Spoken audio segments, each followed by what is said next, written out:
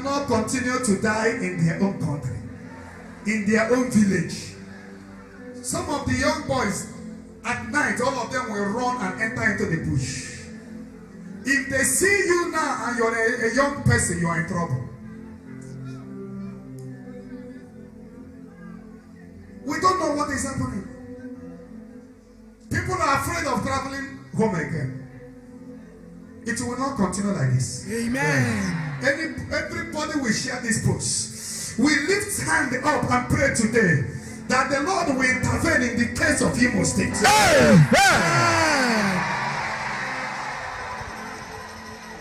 Now, on your protocol, the broadcast. Olewe, Ogomo, udodi. I know because I got a boss. I bought also, you know. I send them back. I mean, I bought a boss. I have one. Go to my one bell. Manager. Okay. One is over there. Or to tell my one them. I want your message. Yeah, I want any test. No problem. What is seeking? Ya America keki ma salashi ebuta sengela ndị be gị na nke ịgba ọsọ na ọkwa nke na-eme nnọkọta mba ụfọdụ nchụrụ ume n'aka ịma na asị na onye ya na ndị mmụọ gbara gburugburu na-eji nkeji ogologo eri ife otu ọ dị kịta anụ a ebe niile awụrụgo amị na polisi na ebu bankụ ihe bịara mmadụ ife a na ọlụ bụ ife ma na-agbarọ ọ dịka nga a na-asị my senior brother Chinedu na-adị ekwu sị na onye gọrọ ọgọ na be ngwuru na-achụ ume n'aka n'ọnwa obere gasị ya gbata na ọgụ ya dara n'elu na mgbe ọ na-ejiri na nke ndị ọgụ ya sịkwa ya na ọgụ ya alị dara n'elu na ọgụkwa ọtọnụkwa gbarakwa igwe na-alọta mgbe ọ na-alọtara n'ụzọ na ọka n'ụzọ ka ọ gaa na agbakwa ya sị nakwa na ọgụ ya ọ bịakwara ileta dara n'elu na ọtakwala ọsọ so ọ bụrụ ka bụrụ ilu na ọ bụ mgbe niile asọ ya bata nke a na-agba ọsọ na ebe ka mmadụ na-agba aga ọ bụ ebe ịkpa ka ọ bụ ebe ime ọhịa ka ebe mmadụ ya amatazi ka otu mmadụ ya esi mepezi ọgụdọ wee nyụọ mmamịrị ihe nke nnọọ ka ụdịrị osisi bịara mmadụ ihe nke biko asụ na ọ bụ a na-agwọzi ibi afọ a na-eto ka ihe bara ahụ ụzọ dị mma isi nna ha na wa Chineke na ya chekwabakwa unu ụdịrị ihe nke ahụ batakwa m ya bifo na mmadụ bara n'ọchịchị were keta ụmụnne ya wee na-egbu. Let me tell you something. Unu nọdụ ya na kịta na-acha atọ obi bata obi ya aka soludo njọ obi ya aka hope ụzọ dị mma njọ obi ya arụkarị karịa ihe hope ụzọ dị mma na-eme n'Imo steeti. Unu ama onye obi bụ obi gburu meni masọbụ na Anambra tọwesị ha na Ojiriba. Enwere vidiyo ebe ọ sị na he dealt with Masob, that he dealt with them, that he messed them, that people should go and check the record, that the record is there.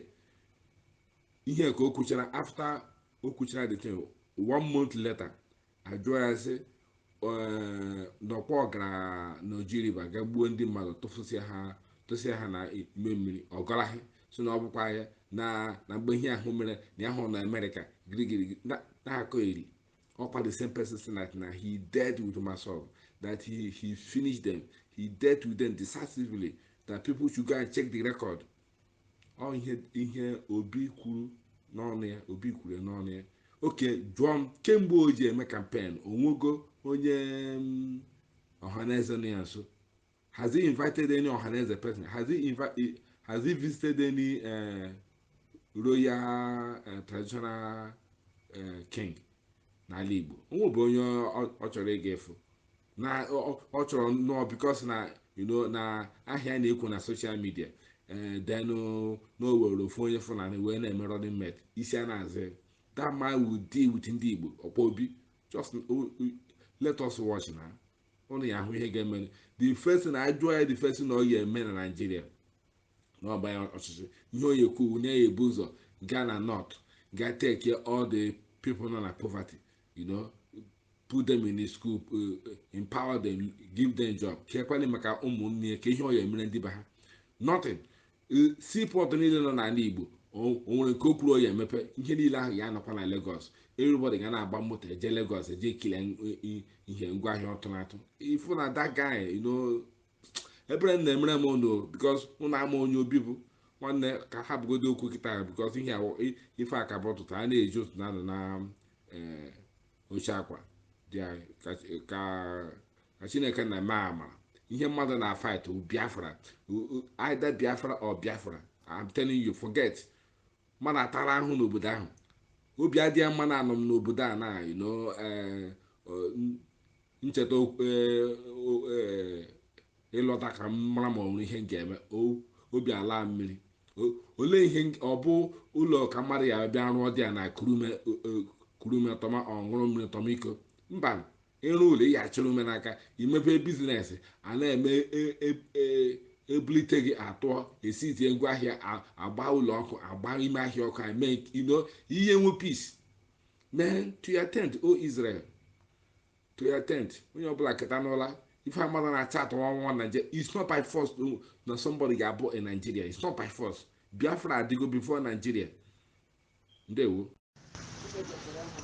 Agụ nwoke o protocol nna anyị ana m ihe ikwuru mmiri ejula awa ọnụ mana ekpere anyị wụ na Chukwu oke abịa ma ya nọnyere anyị. Mmadụ amaghị ibe ọ gba eje ya agba eje kpọọ onye mụ ibe ọ ya agbaje ya agbaje ibe ọ ya agbaje. Onweghị ọbụla nwere ibe ọ ya agbaje n'ihe na-ekwu ihe mmanụ omere ndị tọrọ atọ wụ na Sokoto a na-ese itekumena a na-aba n'ụlọ ụlọ egbusisi ndị mmadụ.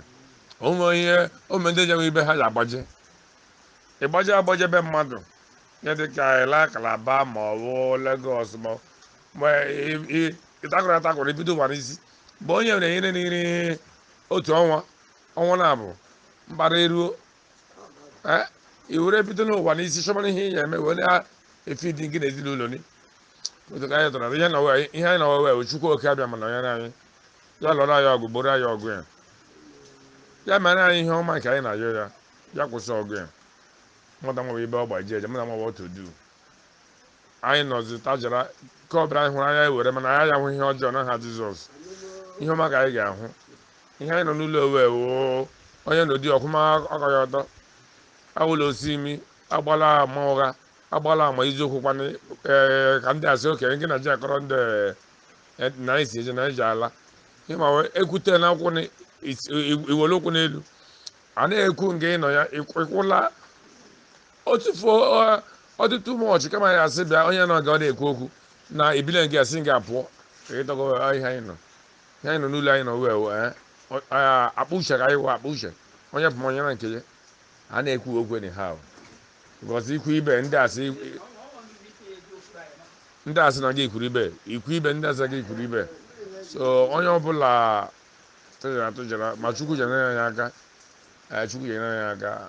Anọ m ihe iri ikwuru nwanne m gbasara ke Peter Obi ana m akọ Peter Obi ka maka akọ Atiku na ndị otu ana m atụ vootu ọbụla ana emechakwana vootu ana apụta ya that day na ụlọ ya enwe isi because onye ọbụla hụrụ pụrụ ji atọ vootu ahụ ya sọrị. So n'ọbụla Naijiria si ekwute ha mmemme nna ahụ ọwụ taa ka anyị pụtara ụwa ha na-erebe ya wọrị kemgbe ala gede ha rime ihe anyị ma ọ achị hụrụ onwe anyị. We want to be free, that's all. Ha chọkọ inye Peter Obi chọrọ ime election ha nye election mee ka ha si like Peter Obi like ya ka hope ụzọ dị ma njọ anyị nọkwa ya lelekpa ya mana ekpere anyị wụ Chineke Chineke ndị agha nke zọpụtara ụmụ Israel na zọpụta anyị ụmụ Biafra. That's all. Ọ ya ekpere anyị mgbe niile ọ mara ihe o mere ụmụ Israel ebe mere anyị ya otu ọka ọ dị mgbe Fero na-akpa ike ezuzugharịsị na ya wụ eze ndị eze kasị eze. Mgbe Kraịst biliri utinye ya wụ Chukwu oke abịa ma pịa ya ụtara pịara ya ọwọ kọnfam ọgwọ ọhụrụ na mmiri uti ndị Ijipt gba mmiri riri ha osimiri uhie erie ha. so ndị ọkọ ya dịkpa ịma na ihe ọma na-abịa izi ihe ọma na-abịa izi ihe ọma na-esi ike ofe ọbịa mana anyị sị na anyị na-ekwu na anyị anwụ n'agha agha amagharị anyị nọ agha ebido anyị ga-anọkwa agha akwụsị anyị ga-enweta ihe nke anyị chọrọ n'aha Chukwu oke abịa ma ọ ga-anara anyị n'ụtụtụ na anyị na anyị n'abalị ojiji anyị na ọlụla anyị ụbọchị dị nke ndụ anyị ụtụtụ ehihie abalị ahịa n'ụbọchị na eke orie afọ ngwọ Chukwu oke abịa ma ga-anọnyere anyị anyị ama anwụ ọ na-ekwe n'ihu uwe ihe ọjọọ anyị nọ n'azụ ọ na-ekwe n'azụ anyị nọ n'iru ọ na-ekwe n'aka enyi anyị nọ n'aka ebe ọ na-ekwe n'aka ebe anyị nọ n'aka nne in Jesus name amen ekele gị ka Chukwu nyere anyị aka anọ m ihe ile ikwuru ihe ọbụla gbasara elekshọn agbasa m wewe melike wụ ọgụ nwoke ọ gbasaghọ m ana m eme elekshọn ihe ọbụla ha metara ọ dịrị ha mmadụ apụ isi achọ onye ọbụla nwetara wee enweta gị wute votas kaadị aha gị sọrọ afọ ga ejiri kwuru na laịrị na-atụ vootu especially ọsụ anyị ọsụlọ gọọmenti a woo dị me nkoko ịtọgowe ndị ọzọ ike ma elekshọn bere ebe a wụ ọsụlọ gọọmenti a nobody nwere ike ịpụta ịtụ vootu ị na-apụ ara ishere enwu pụta ya ekwuru na laịrị ji atụ vootu elekwebi ya akwụ akwụ sọsọ sit at home Monday ka a na-emegodi izuzo echejere gị ọnọdụ bedi nsogbu dị n'ime ya ekele gị ya ọgụ ka Chukwu nyere anyị aka ịnụ nwanne m na-esebuga gị awe sakpara ka ihe isi ike si edede anyị ma ya nke a wee nkwere ozu nkwere mmamụ dịka nsikwa gị last time ndị ụgwọ ọka na-abịa ụgwọ nji eji agwụbe m efụzikwa ihe a na-eri afọ ihe a na-eri ụdọsa gbara iside ọ bụ obere ọsọ iji apụ gị zụrụ ihe iji eri uke nwetata obere ego ji ije kpara nri ndị gere zuru ji eri asị ha na-abịa onye ọbụla n'ọzọ agbọrọ na lakpuo ha ya esi emekọta ata bred na protocol ọgọ nwoke nwanne m anyị nọ na nsogbu na obodo ma Chukwu nyere anyị aka ị na-agba ọsọ ị na-ara agụọ ị na-eme nke biznes a na-agawa aga anyị nwa ndị n'ụlọ uwe na-agba ọkada ihe buru mmadụ wee na-eje nsọ wee fụ n'oyitasị ha nọ n'ihu onye nyere meshin na matụpụ gbakpụrụ ọhịa gị na onwe na ịchọ ụzọ isi agbasa otu meshin ịtọ meshin gbakpụrụ ọhịa hapụta nke ahụ agba meshin ọkụ besinewo ị na-agba n'ụzọ na-aga ntị na-ele anya n'ihu na-anụ ndị a na-abịa ịtọ na baagị lakpokpuo meshin gbakpụrụ m ụlọ ha bịa ọnụ ụlọ gbuo ni udo dị anyị tọrọ atọ n'obodo nwa n'obodo ime na ọwụla ahụ ụzọ njesi mebe agwa obodo ime gbafuola obodo ime ama protocol nwanne m biko anyị nọ na sup n'obodo eziokwu especially nke hụ nọ na isi na arụwa m ọkụ ogoro na nji eji agwụbe m mgbagharị inweta ya ego ihe eji achọta ebe eji enweta ego ọkụ bụ ihe ụbọchị adịghị ya mmụọ ewere emezi nke nwetara eya zụta abịaga nne na nna iri na nne na ụmụazị protocol ka were na biko nkume kosidere m na mana Chukwu oke ebe ma wee eze ọ ga-enye ya aka n'aha nke nna na nke ọkpara na nke mmụọ nsọ amen. Ụfọdụ si na ikwubeghị okwu nke abajụ ikpeazụ m ga-ajụzi gị na ikwubeghị okwu nnukwu gbasara ọgbaghara na-ada na mpaghara Igbo niile na-ekwubeghị okwu na anụba olu gị ọfụma ikpo okwu aha gbasara nke mbụ gbasara Nnamdi Kanu na ojiji eji ya na n'ụlọ mkpọrọ na nke abụọ gbasara ịkatọ ọndụ na-adịghị ntị onwe ndị na-enwero ntị anyị chọrọ na-enwere etu anyị si ekwu okwu o nwere n'ebe efuru Peter Obi ọ na-anụ ọgụ setu onye asị ekwu gwa uretu onye asị ekwu uretu onye asị ekwu uretu onye asị ekwu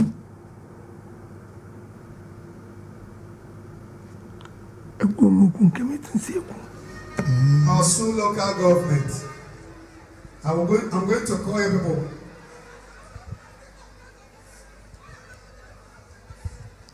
Orsu youth. I'm going to call you people very soon. In the Orsu, I want to make a corner. I want to go to again. I want to placard everywhere. I want to make a corner before. I want to see you on Facebook. On remember my corner, on my passy and kitty. On more about the voice, when I back on here. So we're going to do everything. Because when I go to this placard, I don't know them. They just will you go to yellow. James over there.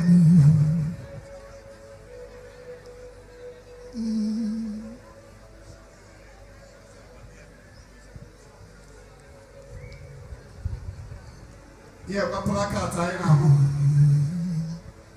I walk on most and have but I was saying like I have ever in Imo State again today. I am my enemies in Imo State. We are going to pray that God will intervene. God bless you people. 5 minutes. I'm able to tear back. Let us pray about it. You know God? After about 10 minutes time, they go after that back.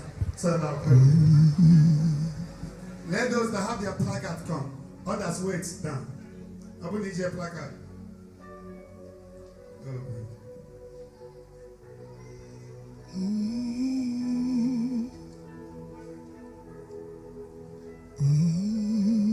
Amen. Amen.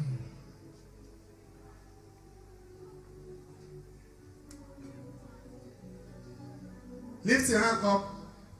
Prayer does not respect distance. Now hold your hand with your friend. Lift it up. We pray world leaders to bring solution. Amen. And we present Orsu Hitopa. Imo State.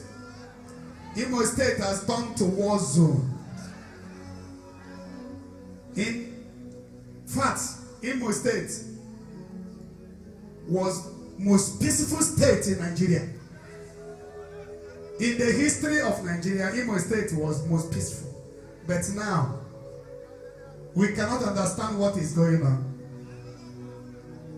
My duty is to pray for those in authority. We lift our hand up to pray, especially in Orlu Zone. Go to two. The oldest market, ancient market, was destroyed, I think last week. The oldest market was destroyed. And I'm surprised to see them here coming out. Look at this one. Orsu local government. Youth, believe in your grace. This one, Zion prayer for Orsu LGA. This one, Orsu local government youths came because we heard about the God of Zion and we believe.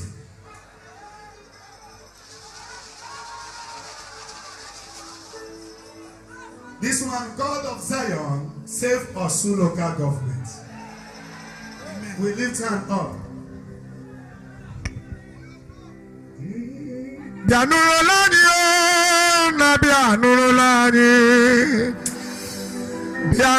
kwani na bianura kwani owe ime ike mmadụ ji aka ike Chukwu owe ime ike ajọ onye ji aka ike Chukwu na bianura onye kere ụwa bianura n'anyị especially Orlu Zone, all the whole youths are running away. If they see you, you are gone. Nobody knows what is happening. We are tired. We lift hand up upon Imo State, especially Orlu Zone. Osihitopa. Our mama. Uburu. Iyejofo. Uburu. Our Idemini. Ibia 7. Even here in Anambra. Within that Orsu local government, within that Orlu Zone, all of Orlu Zone, we lift hand and pray for God intervention. Amen. Even if as this crowd of people all over the world is lifting hand up for these 2 prayer points, God will intervene. Amen. Any man or woman that is benefiting from the killings going on, from now, may God arise and fight the battle of the people.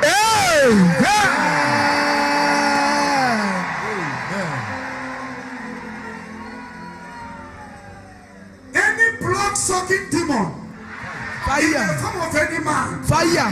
from this moment, I drop this oil on the ground. May this God rise to fire.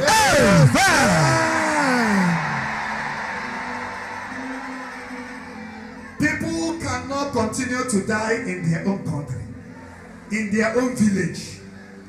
Some of the young boys, at night, all of them will run and enter into the bush.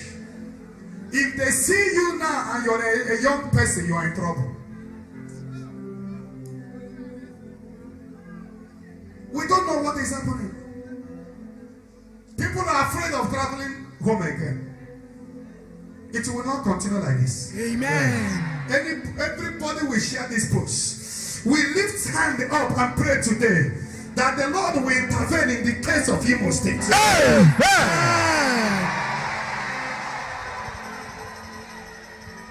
The most peaceful state, we don't know what is happening. Killings everywhere. This one happened today, think it's over. Tomorrow the worst will happen. So we call the God of Abraham, Isaac, and Jacob, the God of Shadrach, Meshach, and Abednego, the God of Shadrach, the God that divided the Red Sea. Let this God arise. Amen. In Nigeria. Amen. Arise. Amen. In Igbo land. Amen. Arise. Amen. In Orlu Zone. Amen. And we call the angel of Revelation chapter 10, verses 4 to 6. That angel that declared there shall be no more delay. I call that angel because from now we lift him up and declare no more delay. Amen. Let there be vengeance in the name of Jesus. Amen. I welcome the angel of Matthew 28 verse 2, the angel of resurrection, to come and fight in Imo State. Amen. I welcome the angel of Psalm 35, 4 and 5. I welcome the angel of Zechariah chapter 1, 18 and 19. Let this angel rise and fight. Amen. I believe that all power belongs to God. Yes. Any man or woman responsible in what is happening in Imo State, from today, through our prayers, may your health be disconnected. Amen. I disconnect everything about you. Amen. May the blood of those you are killing rise to fight for you. Amen. Lift your hand up. Do we call anybody's name? No, sir. We are calling those that are killing people. Human life matters. Human life matters. No matter whom you are.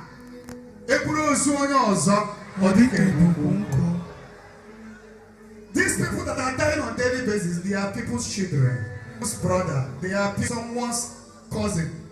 We lift hand up. May this God fight, because Deuteronomy 4:24, the Lord our God is a devouring fire. Hebrew 12:29, the Lord our God is a consuming fire. Zechariah 2:5, fire, may the fire, I will circle you with a wall of fire. Leviticus 6:12, may the fire on the altar never burn. And I lift my hand up and I call this fire for vengeance in the Imo State. Yeah. In Igbo land as a whole. Amen. Those that have taken killings as their business. Because we cannot take it to that some people have taken killings as their own business. Going house to house, killing people. So most of things that are happening is not even people we think that are doing it. Some of these things are happening by our own people also. They have turned it to their own business. But from this moment, that business will crash. Amen. Business of killing people will crash from now. Amen. I drop this oil on the ground for the angels that walk here to go and level any mountain before us. Amen. We pray for peace in Ukraine and Russia. Amen. And we pray for peace in Nigeria. Amen. And we pray for peace in Orsu local government. Amen. As the youth has come to complain, we cannot keep silent. In the name of, lift that hand up. If you believe in this prayer, 7 hottest, amen. Amen. Amen. Amen. Amen. Amen. Amen. Amen. Amen. Amen. Amen. Amen.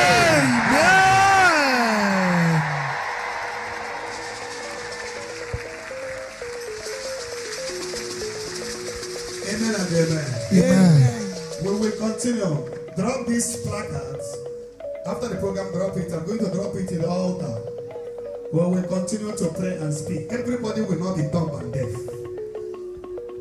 How many years do you have to live and die? Why must you be dumb when things are going wrong? Where are the men of God in Imo State? Where are the celebrities there? And they're not watching what is happening. Do you think you are safe today? You can be safe today and tomorrow you can be victim. May God bless you. Amen. God bless you. Congratulations.